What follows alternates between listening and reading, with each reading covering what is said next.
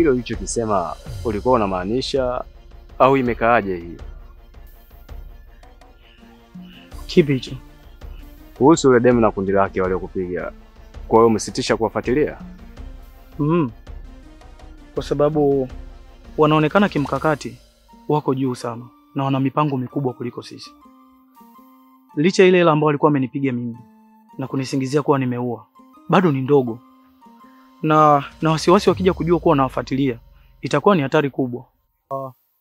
Kwa sababu wale majamaa wanaonekana ni watu wakubwa, yani ni maprofessional, sio watu wa mchezo mzee.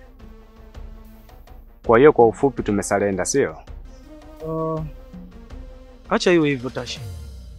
Unafikiri kama ile ambayo amewekewa Zumba ingekuwa ni sumu ya kuua, leo hii tungekuwa tunaongea nini labda?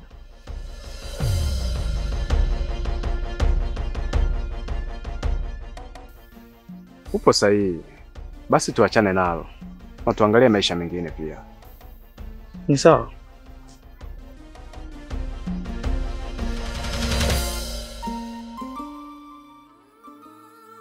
Wale jamaa wanaonekana wamejipanga sana na wana timu kubwa.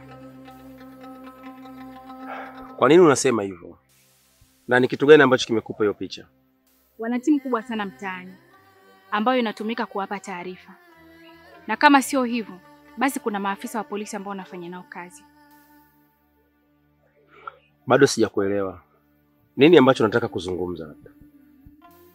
Wameshagundua kuwa katika timu yao kuna maafisa wa polisi.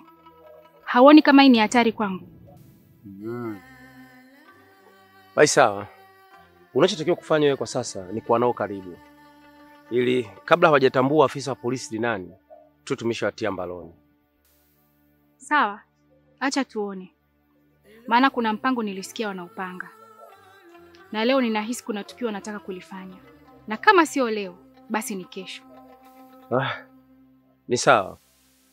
Wewe endelea kukaa nao karibu. Ila nahisi unachotaka ukifanya ni kutoka kwangu. Maana nilibahatika kufika ofisini kwao. Mkuu, uliwezaje kufika pale? Ikiwa sio sehemu rahisi kumruhusu mtu kufika. Maina, sisi ni maafisa wa polisi. Means kwamba tumefundishwa namna gani jinsi ya kumweka adui karibu. Sawa mkuu. Acha mimi niwajibike. Sawa.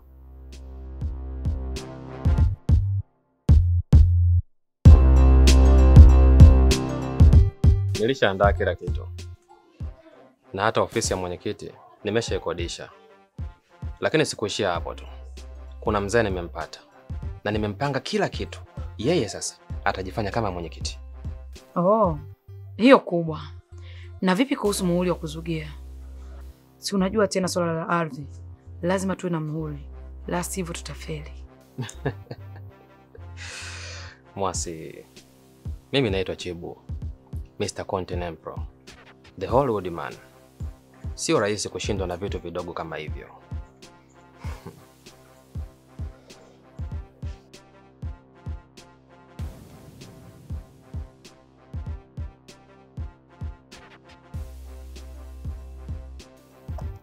Wow.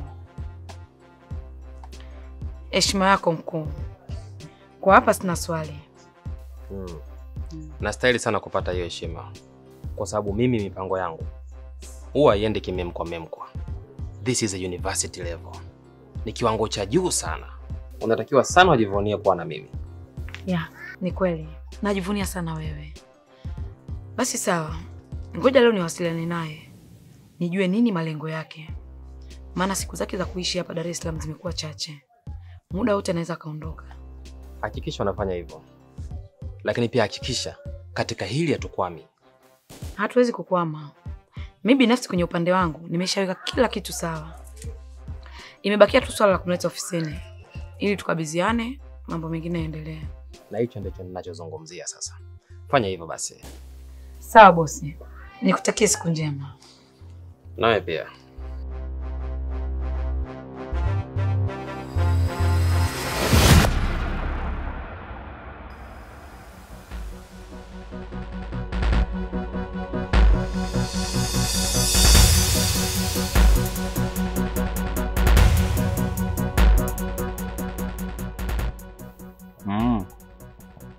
basi watakuwa ni matapeli waliojipanga sana. Ina maana wameshindwa kabisa kufanya kazi ya halali. Kazi ya halali? Tashi, kila binadamu ana njia nzuri ambayo anaiamini kwamba inaweza ikampatia pesa. Sijui umenielewa. Kwa hiyo huenda wao wameona ndo njia sahihi ya kuweza kujipatia kipato. Ni sawa, ila kuna jambo litakuja kuwakuta tu. Dhuluma Mungu hawezi kuipa nguvu kiasi hicho. Wewe wache walukeluke, ila ipo siku tu watakuja kuibadilisha historia ya maisha yao. Hilo sidhani kama wao wanapata muda wa kulitafakari hata kidogo. Ila kuna namna nimewaza tunaweza kupata namna ya kudili nao. Wewe tena leo unaongea hivyo. Na vipi kama watajua unadili nao? Si ndio unataka kuileta pointi yako ile ile ya Zumba? Hapana. Unajua sisi mwanzo tulikuwa tunakosea sehemu ndogo sana. Kwa sababu tulikuwa tunadili nao sisi kama sisi. Pasina kujua wale ni watu wa aina gani. Lakini wale jamaa wanatakiwa wafikishwe sehemu ya mamlaka husika. Wao ndio wanaweza kudili nao. Hapo sasa nimekuelewa. Kwa njia hiyo upo sahihi. Yeah. Nadhani hilo litakuwa ni wazo zuri. Kwa sababu sio kila muda lazima tutumie nguvu. Kuna muda inahitajika akili tu kutatua mambo.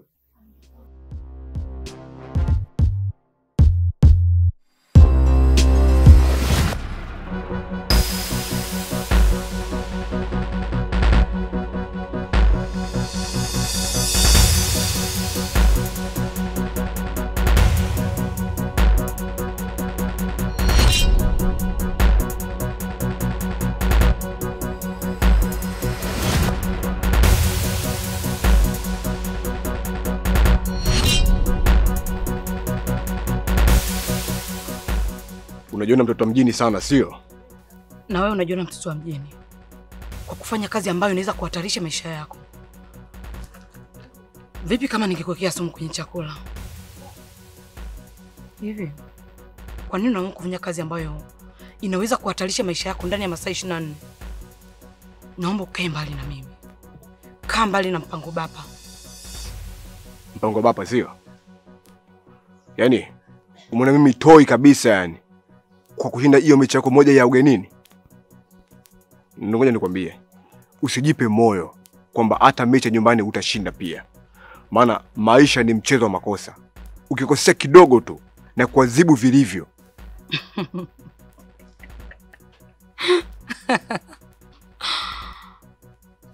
Upo tayari? Upo tayari kwa mechi? Nipo tayari kwa lolote. Nipo tayari kwa ajili ya vita. Karibu mchezoni. Hujiamini? Kama haujiamini, kaa mbali na mimi. Naitwa Bad Girl. Isevu hiyo.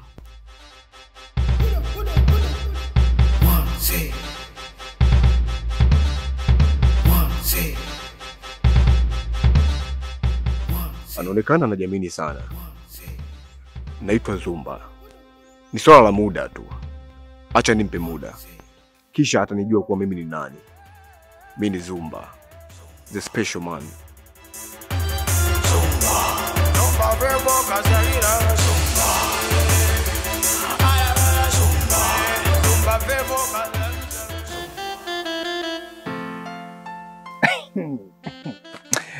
Kiongozi.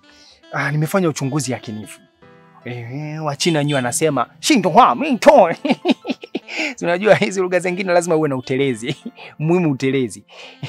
Sasa katika uchunguzi wangu bwana, nimebaini jambo na lina ukweli 100%. Sasa hapo naingiza wazungu wanasema 100%. Mimi nakuamini sana kwa sababu taarifa zako nyingi sio za ovyo ovyo. Na kwa namna unavyofanya kazi, nikuhakikishie kwenye kila taarifa utakokuwa unaniletea, maokoto yanaongezeka. Bwana kiongozi bwana. Acha masiala kwenye maokoto kiongozi bwana. Unajua kwa mambo yako wewe kiongozi, unanifanya natamani kwenda kuongeza elimu. At least ningekuwa na PhD katika kazi yangu hii ya afisa wa habari. Unajua sisi tunaovaa suti sio ambea, ni maafisa wa habari. Hiyo nzuri sana hiyo. Unajua kila kazi inahitaji mtu uwe na professionalism yake.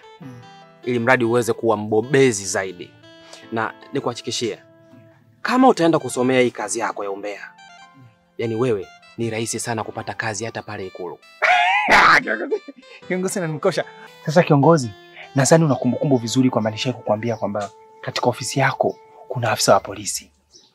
Na yupo hapo kwa ajili ya kuwapeleleza tu, sio kazi yake nyingine. Na huyu afisa wa polisi anafanya kazi na afisa mmoja hivi wa kiume. Sasa mbona kama unazunguka sana? Hebu nyoosha tu maelezo yako. Nitajie bwana, huyo mtu ni nani? Wewe nitajie tu ni fulani basi. Yaani hapo ndo unapoharibu tajiri yangu. Bosi wangu hapo tu, yaani hapo tu ndo unapoharibu.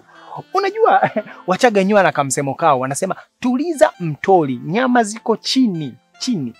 Sasa unachokifanya tajiri wewe, unawahi kula nyama zilizokuwa chini kabla ya kumaliza mtoli. Maliza kwanza mtoli, alafu hamia chini, gonga nyama na mapochopocho yake. Iwe kama bwana anakula solo na nyama tajiri. Haya, basi sawa. Ngoja mimi nifuate utaratibu wako wewe sasa, ambao wewe unaotumia kufikisha taarifa na kusikiliza. Hapo tu ndo unanikosha. Unanikosha sana, ndio maana najisikia burudani sana kufanya kazi na wewe tajiri yangu. Uko very smart.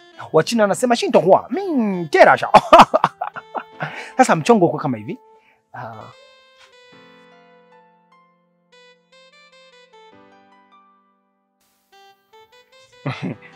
Sasa tajiri, acha mimi niende.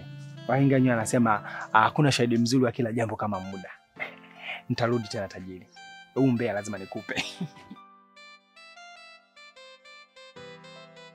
Samani bosi kwa kukatisha maongezi yenu. Bila samani. Karibu sana. Asante.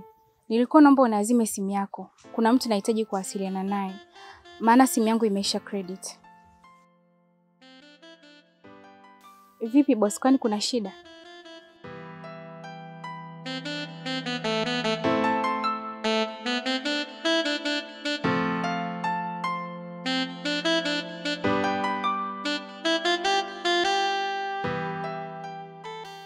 Chukua hiyo pesa. Nenda kanunue vocha. Alafu uwasiliane na huyo mtu. Asante.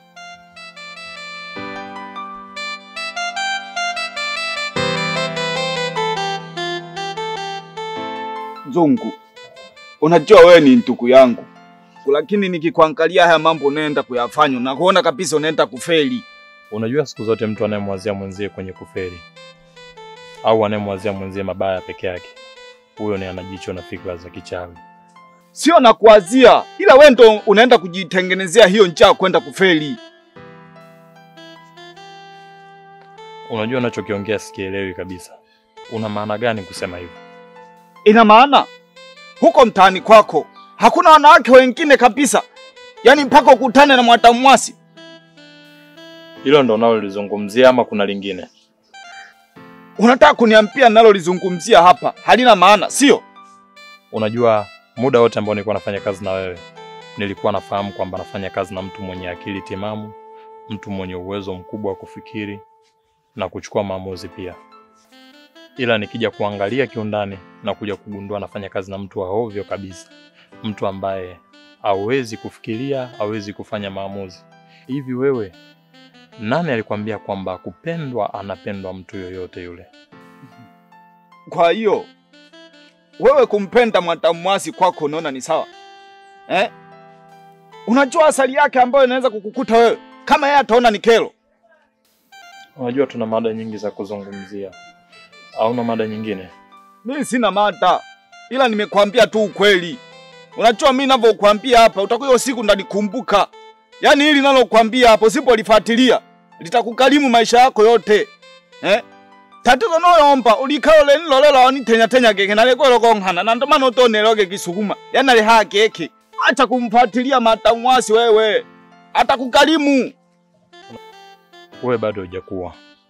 Halafu isitoshe hata ubobo wa shingo bado hujakutoka. Nachokifanya mimi hauwezi ukanielewa kamwe. Muda wako ukifika utanielewa. Yaani mimi sijakuwa. Naona unanitusi sasa kijana, si ndio? Na ndevu zako hizo kama alishababu wewe.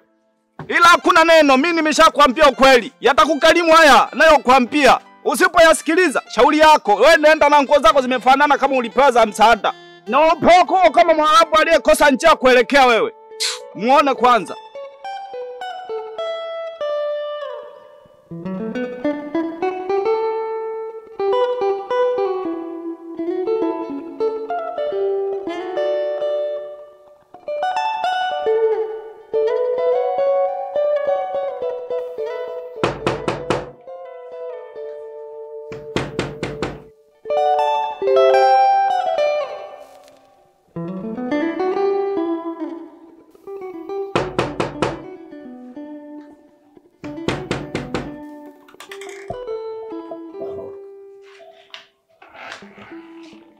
Nadia.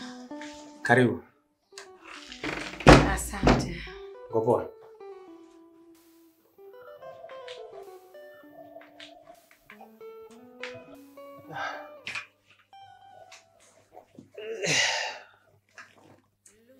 Niliona kimya, nikasema umepata dharura mimi. Hapana. Nilikuwa nafanya usafi, si unajua tena. Ya, kweli. Vipi? Umewasiliana na yule jamaa? Hapana. Nilipoona umeniita, nilijua umeongea nao. Ya, kweli. Jana usiku nilizungumza nao na kuambia kwamba biashara ifanyike leo. Hivyo nikaona sio vibaya kama nitaamua kuongozana na wewe. Sawa, sio mbaya. Ila mara nyingi wanakuwa ofisini hata bila kuwasiliana nao. Mimi najua tutawakuta tu. Ni kweli, lakini walidai leo tukutane ofisi ya mtendaji kwa ajili ya kuhakiki eneo husika na ikiwezekana kuandikishana kabisa. Mimi naona hilo liko sawa. Si unajua tena mambo ya nyumba. Na vipi kuhusu hiyo nyumba? Ulifanikiwa kuiona? Ya, nilifanikiwa kuiona na nimelizishwa na eneo na bei tulishapatana kabisa. Leo ni swala la malipo tu. Oh. Vizuri.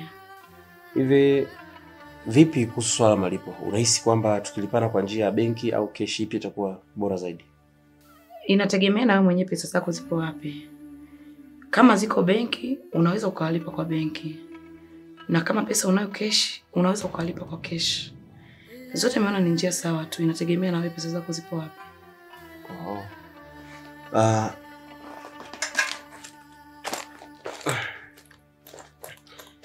Pesa ninazo kabisa hapa nazo keshi. Kwa nafikiri tunaweza tukalipana kwa biashara ya keshi. Lakini kakaangu, ningekushauri wakati mwingine usio unafanya hivyo. Unajua kutembea na pesa nyingi kama hizo ni hatari sana kwako. Na mbaya zaidi dunia sasa imebadilika sana. Kwa usalama wako usio unafanya hivyo. Ya, ni kweli ila